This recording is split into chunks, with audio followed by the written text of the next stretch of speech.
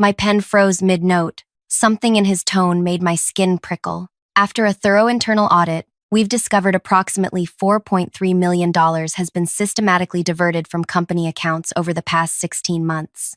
The projector hummed to life, displaying complex spreadsheets highlighting transactions in angry red. My transactions. My signature. Gregory's eyes found mine across the table. Ava has been quite clever, using her position as chief financial officer to authorize these transfers through multiple channels, disguising them as routine vendor payments. 22 faces turned toward me in perfect synchronization. I recognized the expressions cycling across their features. Shock, disappointment, disgust. The board members I'd worked alongside for 7 years now looked at me like I was a stranger. "That's absurd," I managed, my voice embarrassingly thin. We have the transaction records, Ava." Gregory's voice hardened as he clicked to the next slide. "Your electronic signature appears on every authorization." The room blurred around me as photos appeared on screen. A beachfront property in Malibu, a yacht docked in Newport, luxury cars, none of which I owned or had ever seen. "This is preposterous," I said, standing so quickly my chair toppled backward. "I've never seen these things in my life." Gregory smiled thinly. "The properties are held under shell companies registered to your late mother's maiden name. Quite thorough." My mother's name. The air vanished from my lungs. "Security is waiting outside," Gregory continued. "The authorities have been notified. This company has zero tolerance for theft, especially from someone in a position of trust." The board chairman Harold, a man who'd personally recruited me from business school, wouldn't meet my eyes. "Ava, please don't make this more difficult than it needs to be." As if summoned, 2 security guards appeared at the doorway. My legs wouldn't move. This couldn't be happening. "Wait," I said, desperation cracking through my voice. "This is a mistake. I can prove." "Take her credentials," Gregory instructed. "Clear her office under supervision." As hands gripped my arms, I locked eyes with Gregory. The smallest twitch at the corner of his mouth betrayed him, a flicker of satisfaction, there and gone in an instant. And suddenly, I understood everything. I hadn't touched those accounts, but I knew who had, and why today, of all days, they needed me gone. "The Singapore acquisition," I whispered, the pieces falling into place. The deal I'd questioned last week, the numbers that didn't add up, the urgent board meeting scheduled for tomorrow that I was suddenly uninvited to. Gregory's smile faltered for just a millisecond. "You'll regret this," I said quietly, as they escorted me out, past shocked colleagues who pretended not to see me, past my team who couldn't meet my eyes. My career was over, my reputation destroyed, and somewhere, a clock was ticking on a financial disaster I alone had seen coming. I had exactly 24 hours to save everything or lose it all forever. If you're invested in finding out how I turned the tables on the people who tried to destroy me, hit subscribe now. Trust me when I say what happens next changed not just my life, but exposed a conspiracy nobody saw coming. Like this video to help others find this story, and drop a comment with what you think I should have done in that boardroom. My name is Ava Merritt, and until yesterday, I was the youngest CFO in the history of Integrated Dynamics. I'd built my reputation on attention to detail and an almost supernatural ability to spot financial inconsistencies. My colleagues called me the bloodhound behind my back, a nickname I secretly loved. I grew up watching my single mother work 3 jobs to keep our lights on after my father abandoned us. While other kids played, I learned to balance checkbooks and stretch dollars. I graduated top of my class on scholarships and worked twice as hard as my privileged peers. When Harold recruited me 7 years ago, it felt like validation of everything I'd sacrificed. I declined higher-paying offers because Harold promised something more valuable, a seat at the table where decisions actually happened. And I'd earned it. 3 successful acquisitions, a complete digital transformation of our financial systems, and navigating the company through a recession without a single layoff. Until yesterday, when it all vanished in 17 minutes.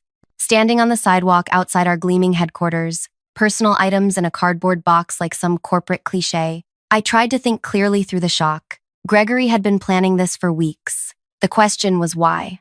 My apartment felt foreign when I returned. I'd spent so little time there in recent months that dust had gathered on surfaces. The silence was oppressive. My phone, unsurprisingly, remained silent. No calls from colleagues questioning my innocence. No texts of support. I paced, trying to organize my thoughts. Gregory had fabricated evidence against me. That much was clear. but the timing wasn't random. The Singapore acquisition was scheduled for final approval tomorrow, a deal worth over $200 million that I'd been questioning. The financials didn't make sense. The target company showed revenue growth that contradicted market trends. Their asset valuations seemed artificially inflated. I'd requested additional due diligence last week, which Gregory had dismissed as unnecessary caution. I needed proof, but all my access was gone. My computer, emails, files, everything seized. Almost everything. 3 months earlier, after noticing unusual patterns in our quarterly reports, I'd begun keeping offline backups of key financial documents. Not because I suspected fraud, but because the discrepancies nagged at me like a hangnail. Small but persistently irritating. I retrieved the external drive from inside a hollowed-out economics textbook on my shelf and plugged it in. If Gregory thought I would go quietly, he had catastrophically misjudged the situation. The data was there, thousands of files documenting every transaction for the past year. I began cross-referencing the transactions Gregory had accused me of authorizing. 4 hours later, my dining table was covered with printouts and my eyes burned, but I had it. The signatures on the fraudulent transactions were mine, but the authorization codes were subtly different from my personal code. Someone with administrative access had created a shadow authorization that looked identical at first glance. Only 3 people had that level of access: myself, Gregory, and our IT director, Jensen. I needed to know which one, and I needed leverage. My phone rang, startling me. Unknown number. Hello? Don't say my name. The voice was barely above a whisper. I'm calling from a burner phone. They're monitoring everything. I recognized the voice immediately. Layla, my assistant for the past 3 years. I don't have much time, she continued. They're clearing your files as we speak. Gregory called an emergency board meeting for 7 a.m. to fast-track the Singapore vote. My heart raced. Layla, I need you to listen to me, she interrupted. Jensen came to me after you left. He thinks his security credentials were used to create the fake authorizations. He's scared. They have something on him. Where is he now? That's why I'm calling. He was supposed to meet me an hour ago with proof. He never showed. His wife says he never came home. Ice spread through my veins. This was bigger than simple fraud. There's something else, Layla whispered. I overheard Gregory on the phone. He mentioned something about making the problem permanent if you start digging. The threat hung between us. Be careful, Ava. These people aren't who we thought they were. The line went dead. I sat motionless, my mind racing through possibilities, each more dangerous than the last. This wasn't just about framing me anymore. If Jensen had disappeared. A sharp knock at my door jolted me back to reality. Through the peephole, I saw 2 men in dark suits, their postures rigid and official. Ms. Merritt, Federal Bureau of Investigation. We need to ask you some questions about the financial irregularities at Integrated Dynamics. My breath caught. Gregory was moving faster than I'd anticipated. I had seconds to decide, answer the door, and try to convince them of my innocence, without evidence, or...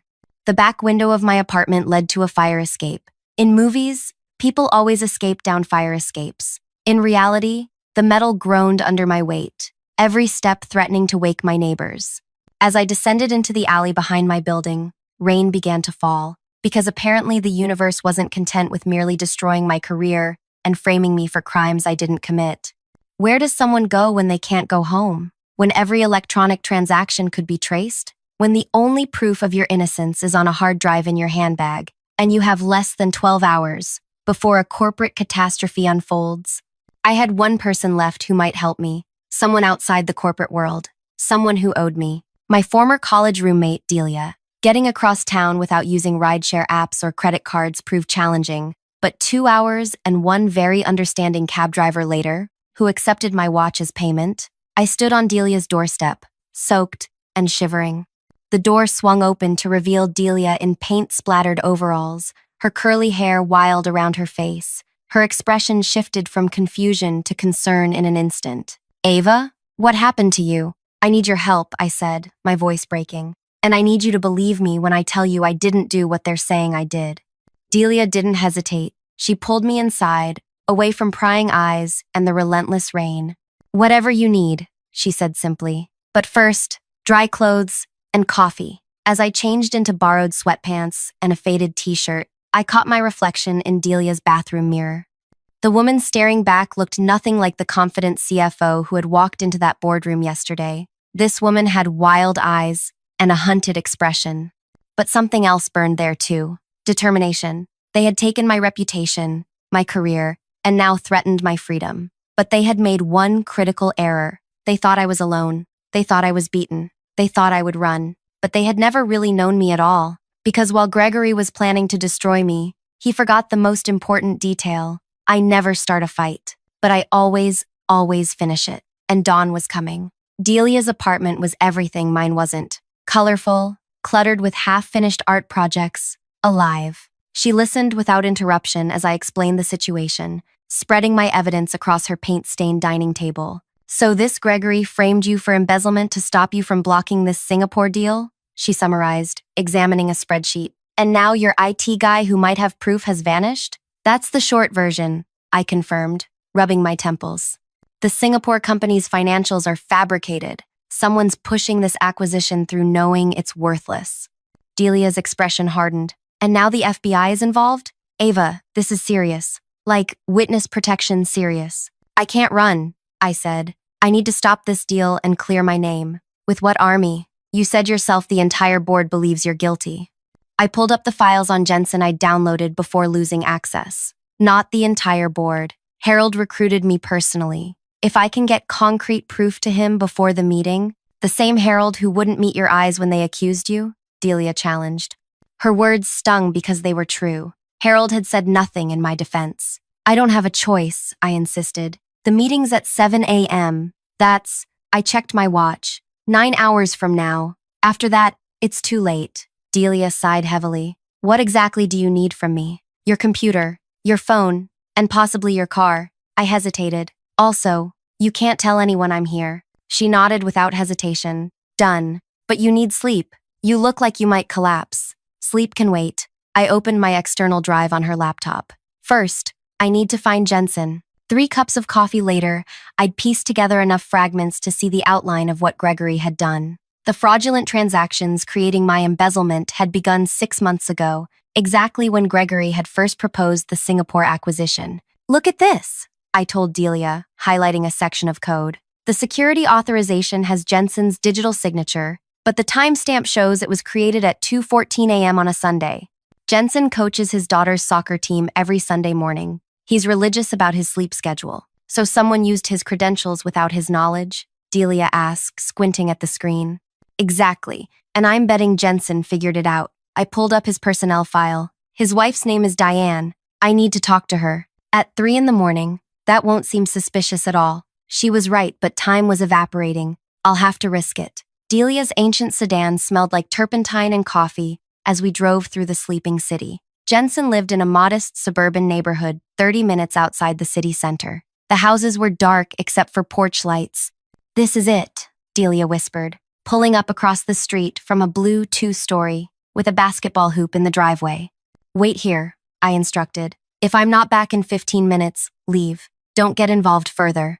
Like hell, Delia replied. 10 minutes, then I'm coming in. The porch steps creaked under my weight. I hesitated, then knocked softly. Nothing. I knocked again, louder.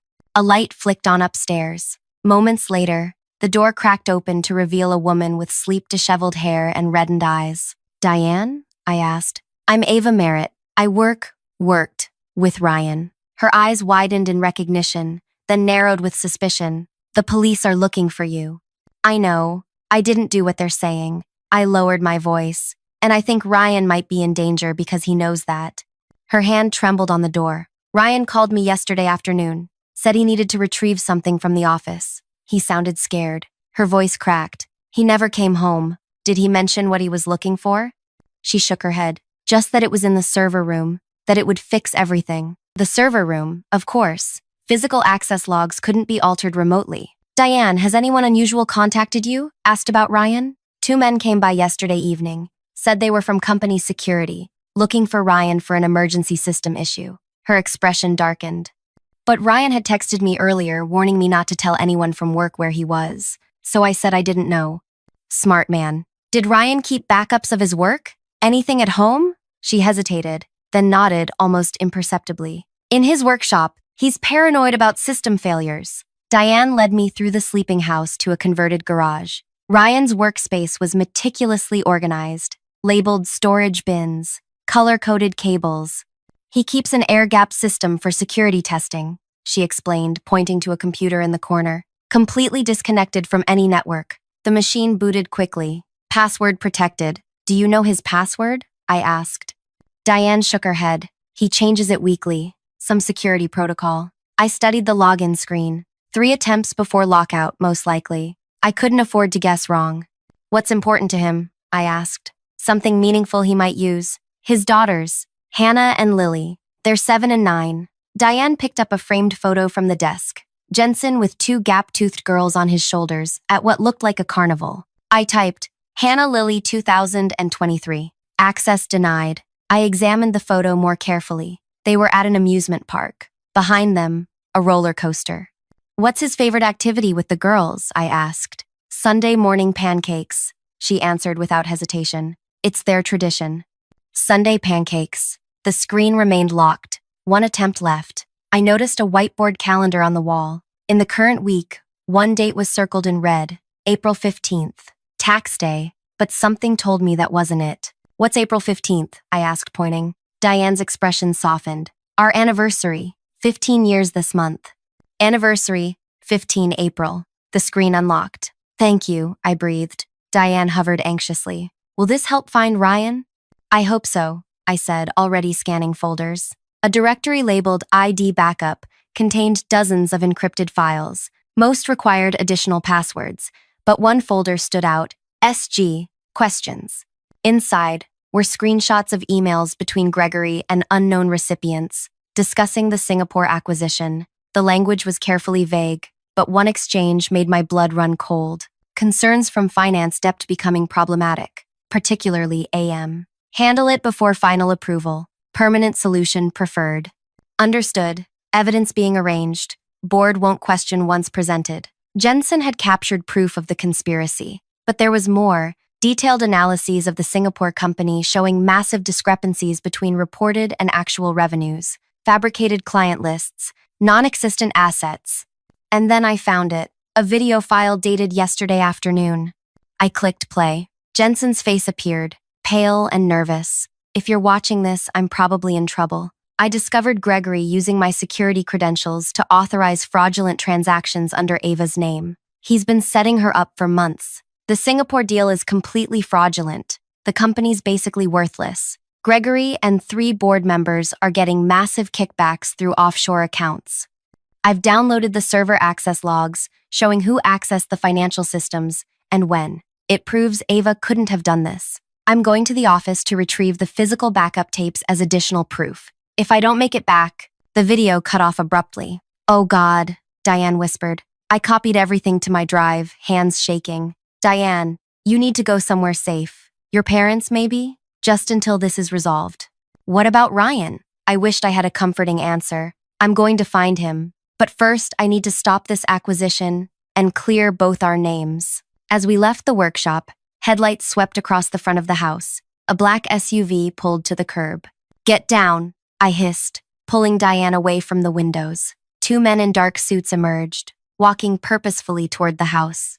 Back door, Diane whispered, leading me through the kitchen. We slipped out just as knocking echoed from the front. Crouching behind shrubs, we made our way toward Delia's car. Get in, I told Diane once we reached the sedan. You're coming with us. Delia accelerated smoothly away from the curb as the men reached the back door of Jensen's house. Who were they? Delia demanded. Either actual FBI or Gregory's people. Either way, bad news. I turned to Diane. Call your daughter's school. Say they're sick today.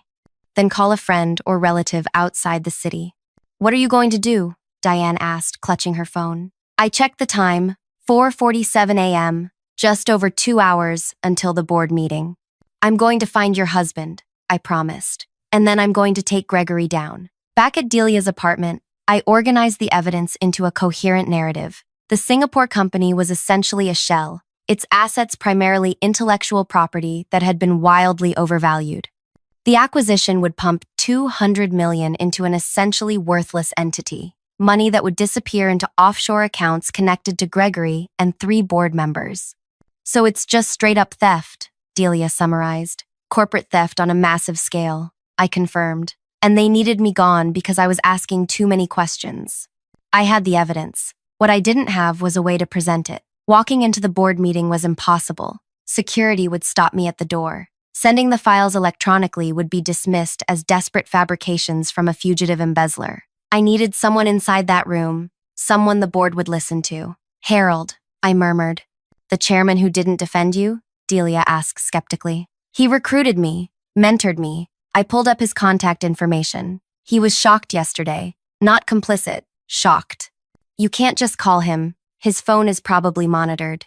She was right, but Harold had one well-known habit. He swam laps at the downtown athletic club every morning at 5:30, before heading to the office. I need to borrow some more clothes, I told Delia, and then I need you to drive me downtown. The athletic club's side entrance was accessible with a key card, but the early morning cleaning staff often propped it open while taking out trash. Delia confirmed this was the case as she drove past.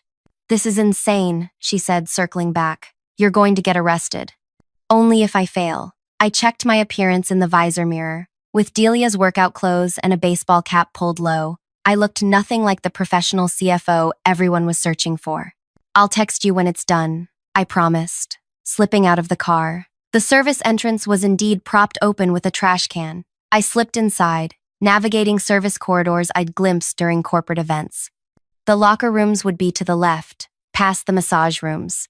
The women's locker room was empty. Through the wall, I could hear the rhythmic splash of a solitary swimmer. Harold always used the pool when it opened at 5:30, swimming exactly 20 laps before showering and dressing for work. I sat on a bench near the connecting door, counting the minutes. At precisely 5:55, the splashing stopped.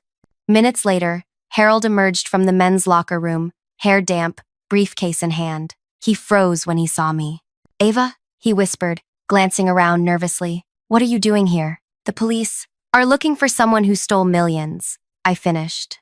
I know, I need 5 minutes to show you why that's not me. His posture was rigid with tension. This isn't appropriate. You should turn yourself in. Get a lawyer. In 3 hours, you're going to vote on the Singapore acquisition. I interrupted. Before you do, you need to see this. I handed him the flash drive. Everything's there. The real financial state of the Singapore company. Proof that Gregory and 3 board members are receiving kickbacks. Evidence that my signature was forged on those transactions. Harold stared at the drive in his hand. These are serious accusations. They framed me because I was asking questions. Jensen from IT discovered the forgery. Now he's missing. I met his eyes steadily. You recruited me 7 years ago because you said I had integrity. I'm asking you to believe that now. His expression gave nothing away. You realize I have to turn this over to the authorities. After the board meeting, I countered. That's all I ask. Look at the evidence. Stop the acquisition. Then do whatever you think is right. Harold slipped the drive into his pocket. I can't promise anything.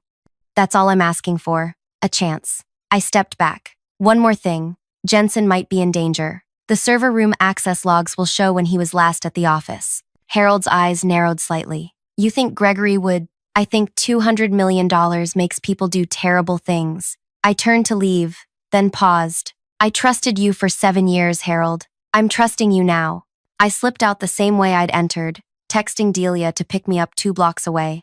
As she pulled up, my burner phone buzzed with a message from an unknown number. Found something in Jensen's files. Meet at the diner on 4th. Come alone, D. Diane had found something. This could be the final piece we needed. Change of plans, I told Delia. Drop me at Rosie's Diner on 4th Street. Delia frowned. That's in the opposite direction from my place. Diane found something in Jensen's files. This could be what we need to find him. I'm coming with you, Delia insisted. No, I said firmly. You've risked enough. Drop me off and go home. I'll contact you when it's safe. She reluctantly agreed, navigating through increasingly heavy morning traffic. As we approached the diner, something felt wrong. The parking lot was nearly empty except for a black SUV with tinted windows. Just like the one at Jensen's house. Drive past, I instructed sharply. Don't stop. What's wrong? Delia asked, but complied. That's not from Diane, I realized, staring at the message again. She doesn't have this number, only you do. So who? It's a trap, I said, the pieces falling into place. Gregory must have found my burner phone number somehow. The board meeting was starting in less than an hour. Harold had the evidence, but would he act on it? I couldn't be sure. I needed a backup plan. Take me to Integrated Dynamics, I decided. The company headquarters? Are you insane? Delia exclaimed. That's the first place they'll look for you. Which makes it the last place they'll expect me to go, I countered. Plus, I need to find Jensen. If he went to the server room and never came out, Delia looked horrified. You think he's still there? After all this time? There's a server room sub-basement that only IT and executives can access. If something happened to him there, nobody would know. This is crazy, Delia muttered, but turned toward the downtown financial district. As we approached the gleaming tower of Integrated Dynamics, I spotted town cars and luxury vehicles pulling up to the main entrance. Board members arriving for the emergency meeting. Drive around back, I instructed. The loading dock. Delivery trucks were making their morning rounds, creating just enough activity to provide cover. I spotted what I was looking for, Mira from the mailroom, taking a cigarette break by the service entrance. Stop here, I told Delia. If I'm not out or you don't hear from me in 2 hours, go to the police. The actual police, not company security. Tell them everything. Ava, thank you, I said, squeezing her hand. For believing me. I slipped out and approached Mira, keeping my head down. She startled when she recognized me. Ms. Merritt? They said you stole money. I know, it's not true. I met her eyes. Mira, I need your help. People could get hurt if I don't get inside. She hesitated, glancing around nervously. I could lose my job. I'm trying to save the company, I said simply. Please. Something in my expression must have convinced her. She stubbed out her cigarette and held the door open. The security cameras? I know where they are, I assured her. No one will know you helped me. Inside, I navigated service corridors I'd memorized during a security review last year. The executive floor would be crawling with security, but the server room sub-basement was accessed through a separate elevator that required special clearance. Clearance I no longer had, but I knew someone who did. I texted Layla, need your help. Server room access. It's about Jensen. Her reply came almost instantly. Security everywhere. Gregory called another meeting. Something about you contacting Harold. My heart raced. Harold was acting on the evidence, but Gregory was moving to counter it. Emergency stairwell. 5 minutes. I texted back. The service stairwell was deserted this early. I waited, counting seconds, wondering if I'd put too much trust in Layla's loyalty. The door opened. Layla slipped in, looking terrified. You shouldn't be here, she hissed. They're saying you threatened Harold, that you're dangerous. It's lies, I said. I gave Harold evidence proving Gregory framed me. That's why Gregory's panicking. She twisted her access badge nervously. What do you need? Server room access. I think Jensen might be there. Or evidence of what happened to him. Her eyes widened. You think Gregory hurt him? I think $200 million makes people desperate, I repeated. Will you help me? She unclipped her badge and handed it to me. It won't get you all the way in. You need IT clearance for the server cage itself. I'll figure that out. Thank you. Layla hesitated. Ava, be careful. Gregory seems different today, like he has nothing to lose.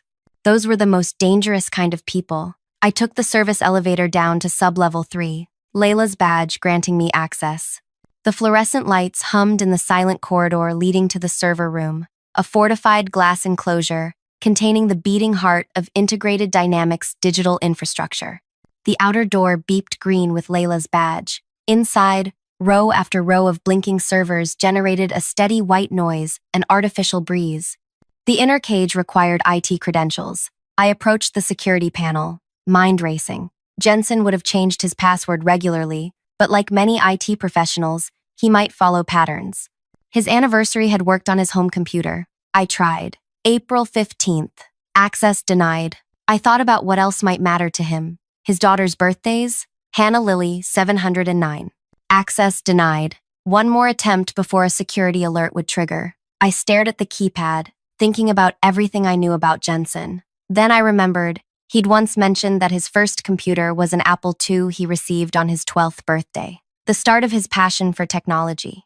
Apple I-12. The lock clicked open. Inside the cage, the noise from cooling fans was almost deafening. I navigated through the narrow aisles, searching for the backup storage systems, where Jensen would have gone for the physical evidence.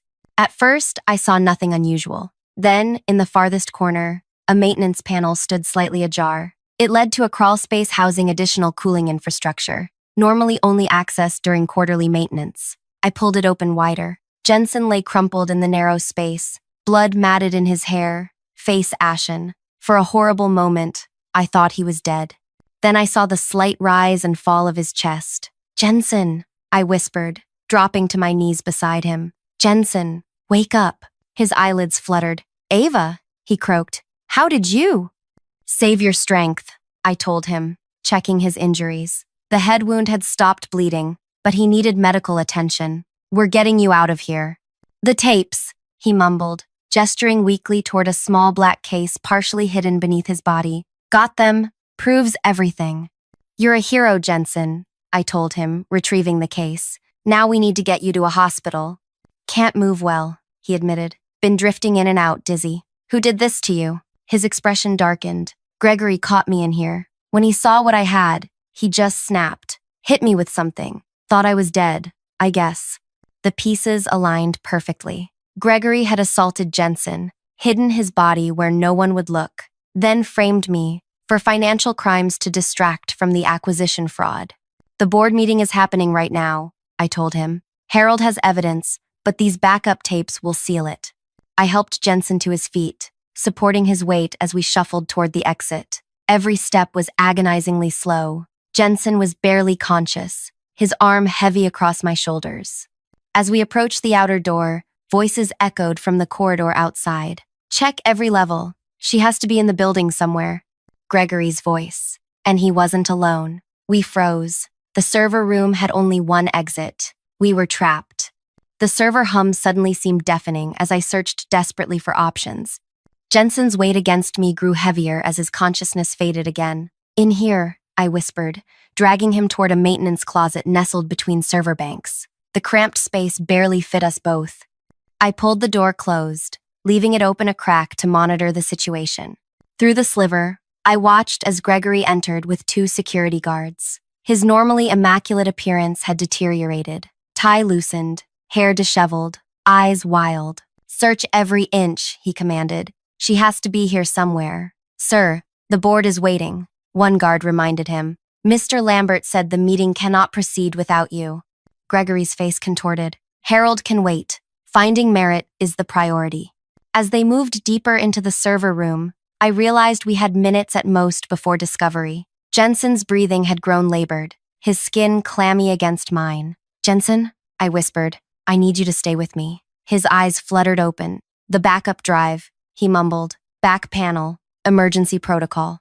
I gently propped him against the wall and examined the black case he'd retrieved. The back panel slid open to reveal a small red button labeled Emergency Data Broadcast, Jensen's insurance policy. In case of catastrophic security breach, this would transmit the server's critical data to backup locations.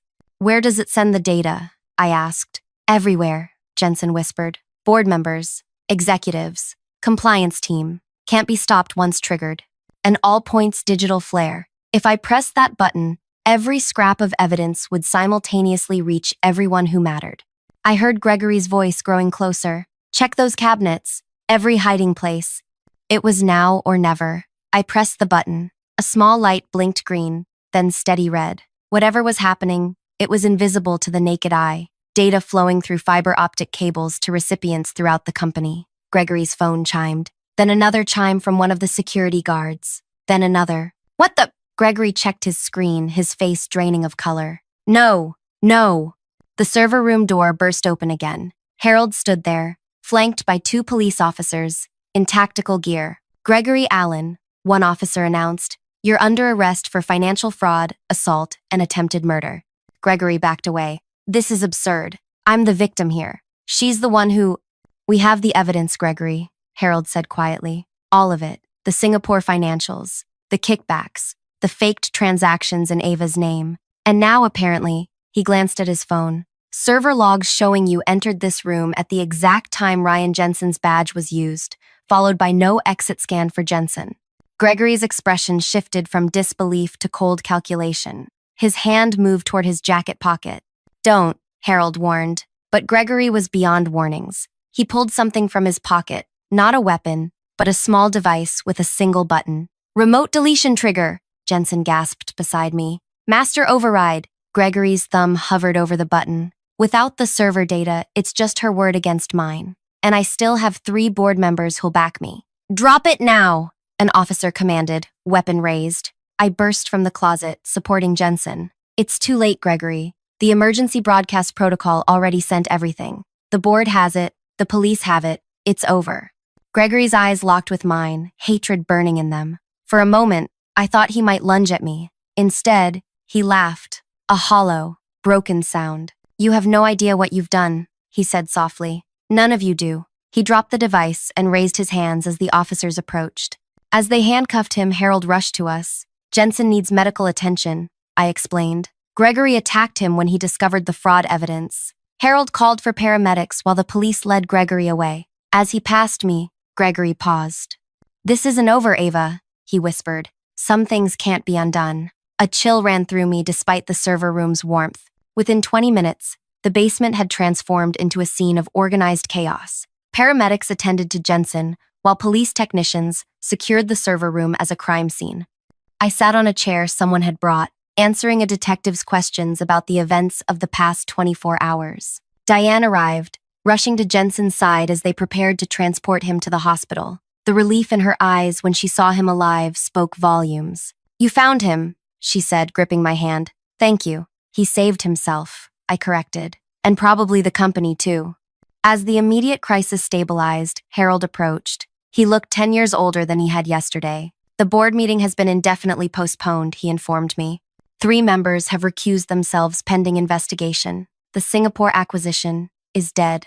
And my situation? I asked cautiously. Cleared, effective immediately. The police have dropped all charges based on the evidence. He hesitated. Ava, I owe you an apology. I should have questioned Gregory's accusations more thoroughly. You did when it mattered most, I said simply. Harold nodded, then sighed heavily. There's something else you should know. Something we discovered in the data Jensen recovered.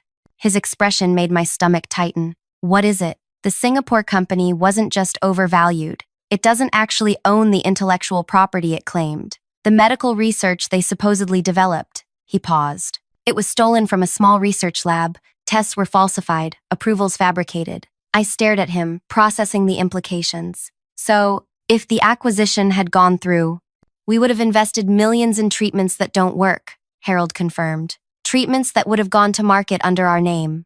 The weight of it hit me. This wasn't just financial fraud. Patients would have suffered, died, potentially. All for Gregory's profit. There's more, Harold continued reluctantly. The FBI has been investigating similar fraud schemes across 3 pharmaceutical companies. They believe Gregory's part of a larger network.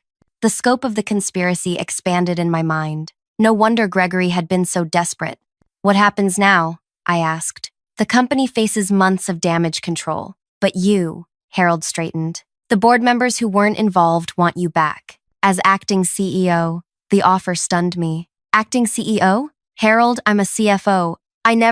You saved this company from disaster, he interrupted. You have the financial expertise to navigate the aftermath. And most importantly, you have integrity. He smiled faintly. Something we clearly need more of in the executive suite. Before I could respond, my phone buzzed. Delia, checking in. The events of the past 24 hours crashed over me in a wave of delayed exhaustion. I need time, I told Harold, to think, to sleep, to process all this. He nodded. Take what you need. The offer stands. As I finally left the building, through the front door this time, reporters gathered outside, shouted questions. Police kept them at bay, as I slipped into a waiting car Harold had arranged. The driver had instructions to take me anywhere I wanted. I gave him Delia's address, then changed my mind. The Harborview Hotel, I decided. I need a room no one knows about. Sleep claimed me almost instantly once I reached the anonymity of the hotel room.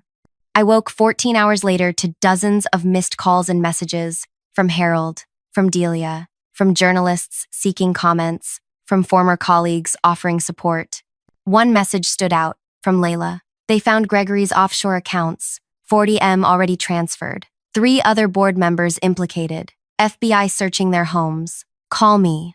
I ordered room service and watched the news coverage unfold on the television. My name had been cleared publicly, with anchors describing how I had uncovered a massive fraud scheme and risked everything to expose the truth. Gregory's arrest photo showed a different man than the polished executive who had destroyed my reputation just days ago, his eyes vacant, posture defeated. 2 days later, after proper rest and consultation with the company's legal team, I accepted Harold's offer, with conditions: a complete executive reorganization, new compliance protocols, and most importantly, a commitment to transparency with employees, shareholders, and the public about what had happened. My first day back at Integrated Dynamics was surreal. Employees who had averted their eyes during my disgrace now offered smiles. Congratulations. I recognized the fair-weather nature of corporate culture but accepted their overtures professionally. Jensen recovered from his injuries and received a promotion to Chief Information Security Officer. His experience had transformed him more serious, more vigilant, but proud of the role he'd played in exposing the truth. The investigation expanded weekly. Gregory's scheme reached further than anyone had initially suspected, implicating executives at partner companies, research falsification at labs, bribery of regulators. Through it all, I maintained a professional demeanor, focusing on stabilizing the company and preserving jobs. Externally, I was the picture of corporate leadership, decisive, forward-looking, unruffled by the chaos we'd weathered. But privately, something burned within me. Gregory had nearly destroyed me, not just professionally, but personally. The terror of those hours as a fugitive. The doubt I'd seen in colleagues' eyes. The knowledge that he would have let Jensen die alone in that server room. Justice through the legal system seemed insufficient. Gregory would serve time, certainly. His reputation was ruined, but he had accomplices who might escape serious consequences. The legal process could take years, with appeals and deals reducing sentences. 3 months after taking the CEO position, I requested a meeting with Gregory's attorney to discuss a settlement for the company's civil claims. I explained. The prison visiting room was stark and impersonal. Gregory appeared in standard-issue clothing, the designer suits and Italian ties replaced by institutional monotony. But his eyes still held that calculating intelligence. "This is unexpected," he said as he sat across from me, Harold sending the new CEO to negotiate. "Harold doesn't know I'm here," I replied calmly. "This is between us." Curiosity flickered across his face. "I'm listening." I placed a thin folder on the table. 3 things you should know. First, the investigation has uncovered 2 additional accounts in Belize, holding approximately $12 million, accounts the authorities don't yet know about. His expression remained neutral, but his fingers twitched slightly. Second, your ex-wife contacted our legal department yesterday. Apparently, you transferred certain assets to her before your arrest. Assets she's now concerned may be seized. A muscle tensed in his jaw. Third, we've located the researcher whose work was stolen by the Singapore company. She's prepared to testify about threats she received when she attempted to expose the theft. Gregory leaned forward. "What exactly do you want, Ava?" "Complete cooperation. Names of everyone involved in the scheme, regardless of position or influence. Details of every falsified test, every patient put at risk." He laughed humorlessly. "And what do I get in return? A slightly smaller cell? You get to keep those accounts in Belize. We'll ensure your ex-wife retains certain assets. And most importantly," I met his gaze directly, "you get the knowledge that you've finally done one right thing in your miserable career."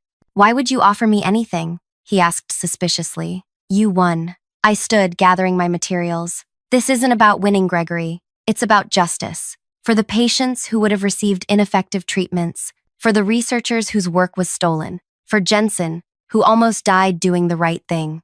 I moved toward the door, then turned back. "You have 48 hours to decide. After that, those accounts in Belize will be much harder for you to access. Ever."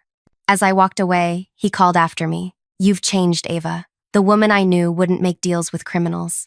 I paused without turning. "The woman you knew died in that boardroom when you destroyed her reputation. I'm someone else now. Someone who understands that sometimes justice needs a little help." 2 days later, Gregory's attorney contacted our legal department. His client was ready to cooperate fully. The information Gregory provided led to 37 additional arrests across 3 countries. Executives who had believed themselves untouchable found themselves facing federal charges. Researchers who had falsified data were exposed. Regulators who had accepted bribes were dismissed and prosecuted. The pharmaceutical industry faced a reckoning unlike anything since the thalidomide scandal decades earlier. New oversight committees were formed, testing protocols were strengthened, patient advocacy groups gained unprecedented access to research data. And through it all, I led Integrated Dynamics through the storm, emerging as an unexpected champion of corporate ethics. The press called it a remarkable redemption story. Harvard Business Review published a case study on crisis leadership.